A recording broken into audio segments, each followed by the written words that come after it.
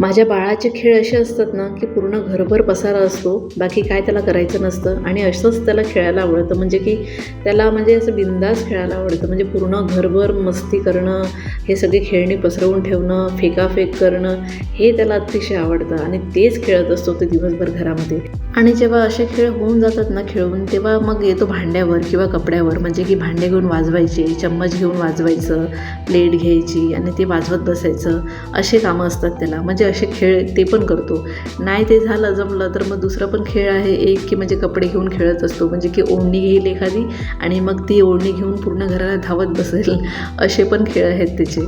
तर काय करणार, आहेत तसे आहे. त्याला जसं खेळायला आवडतं तसं खेळू शकतो तो. कारण मी जिथे राहते ना तिथे एकही लहान बाळ नाही, म्हणून मी त्याला काही रोखू टोकू शकत नाही ह्या गोष्टीसाठी.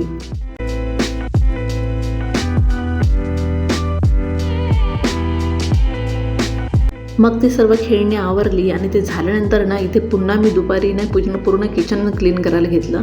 म्हणजे क्लीन म्हणजे की जी भांडी होती माझी सकाळची, जी योहानला मी भरवलेलं किंवा चहाची वगैरे होती, ती आज थोडीशीच होती. कारण आज टिफिन बनवला नव्हता, म्हणून ही जी काही भांडी तुम्हाला दिसत आहेत ना, ही सर्व दुपारीची आहेत. कारण ना ग्लास वगैरे कसं त्याला पाणी दिल्यानंतर ना निघतच असतात आणि मी थोडे भांडे घासत बसत नाही, म्हणून ना मग इतका राडा पडतो भांड्याचा. आणि आता घासत पण कशी बसणार, कारण इतका वेळ नसतो ना, त्याला सांभाळावं लागतं ना, म्हणून हे सगळे प्रॉब्लेम होतात मला.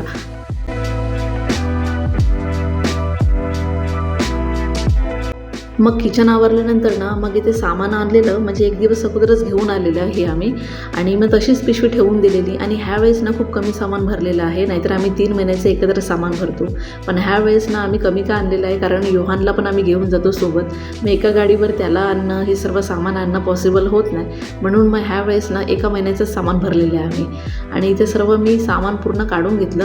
आता हे मी आता का करते घाईघाई, कारण ना योहान आता झोपलेलं आहे आणि त्यावेळेसच मला ही कामं पूर्ण घाईघाईमध्ये करावी लागतात, नाहीतर मग उठल्यानंतर एकही कामाला हात लावता येत नाही मला, असं होतं. आणि म्हणून मग पटापट करायला घेतली कामं. आणि इथे ना मी मस्त हे सोया सॉस, चिली सॉस आणलेले आहेत, तर नेक्स्ट टाईम ना ह्याची रेसिपी तुम्हाला नक्की शेअर करेन.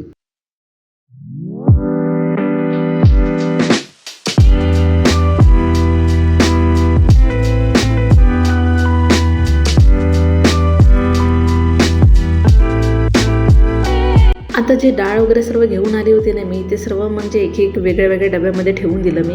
आणि असे डबे मी का यूज करायला बघते, कारण काही ठेवलं ना डब्यामध्ये तर आपल्याला समोर दिसतं, मग त्या हिशोबाने मी तसे डबे वापरते. आणि जे बाकीचं जे सामान आपल्याला म्हणजे मला काही यूज करायचं नव्हतं ना, ते मी असं स्टीलच्या ॲल्युमिनियमच्या डब्यामध्ये सर्व भरून ठेवून देते, कारण ना हे लगेच मला यूज होत नाही. मग जेव्हा यूज होतं ना त्यावेळेसच मी असं काढून घेते. आणि इथे एक डबा मी ह्याचा बनवला आहे, ज्यामध्ये मी जिरं, चहा पावडर, साखर, म्हणजे छोटे जे आहेत ना पुड्या वगैरे, असं ते एका डब्यामध्ये ठेवून देते, म्हणजे मला सापडतात पण पटापट. आणि असं केल्याने ना माझ्या लक्षात पण राहतं, म्हणून मग मी ही टेक्निक वापरते. म्हणजे की माझ्याकडे असे डबे आहेत 4-5, मग त्या हिशोबाने मी असं अलग डब्यामध्ये सर्व ठेवून देते. आता हे जे बाकीचं सामान आहे ना, तर हे पण आता मी काही फोडणार नाही आहे, तर हे एक टाकी आहे मोठी, त्याच्यामध्ये मी सर्व ठेवून देणार. जसं की डबल डाळी आहेत किंवा कडधान्य आहेत, हे सर्व मी टाकीमध्ये भरून ठेवते. आणि जेव्हा पण ते ह्या डब्यातलं असं संपून जातं ना, त्यावेळेस मग ते टाकीमधलं काढून पुन्हा ह्या डब्यामध्ये मी भरून ठेवते. मग अशाने कसं ना की जास्त बेसी होत नाही जागा आणि व्यवस्थित क्लीन दिसतं. आणि आज ना मी रात्रीच्या वेळेस ना आज डाळ भात नाही बनवत आहे, तर दाल बाटी बनवते. कारण ना भरपूर दिवस झालेले आहे दाल बाटी खाल्लेली नाही आहे. आणि असंही आज मला चपाती करायचं इतका कंटाळा आलेला आहे ना, म्हणून विचार केला की बाटी बनवूया. म्हणजे की तुम्हाला माहितीच असेल की राजस्थानमध्ये दाल बाटी खातात, तर ती वाली बाटी आज बनवते मी. आणि ही अतिशय आवडते शैलेशला पण, आणि भरपूर दिवस झाले खाल्लेली नाही आहे, तर तो पण खुश होईल खायला, म्हणून आज हाच बेत ठेवलेला आहे. आणि व्हायला पण झटपट होऊन जाते. म्हणजे एका साईडला डाळ ठेवून दिली ना की दुसऱ्या साईडला ना बाटी करायची तयारी करून घेते मी.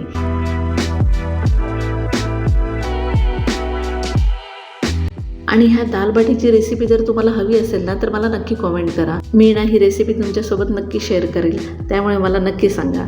आणि बनायला पण मस्त आणि खायला पण मस्त, म्हणून ही बनवायला मला इझी पडते. आणि पहिले ही रेसिपी मला आवडत नव्हती, पण आता बनवते ना तर अतिशय आवडतं.